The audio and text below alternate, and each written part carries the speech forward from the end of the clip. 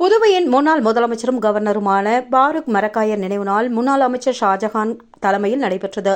இதில் அவரது திருவுருவ சிலைக்கு மலர் தூவி மரியாதை செலுத்தி அன்னதானம் வழங்கப்பட்டது. புதுவையின் முன்னாள் முதல்வரும் கவர்னருமான பாரூக் மரக்காயர் நினைவு நாளை முன்னிட்டு காலாப்பட்டு தொகுதியின் வட்டார தலைவர் முகுந்த்ராஜ், பொதுச் செயலாளர் கதிர்வேல் தலைமையில் நினைவஞ்சலி செலுத்தும் நிகழ்வு நடைபெற்றது. இதில் முன்னாள் வருவாய்த்துறை அமைச்சர் ஷாஜஹான் கலந்து கொண்டு மலர் தூவி அஞ்சலி செலுத்தி அன்னதானத்தை வழங்கினார்.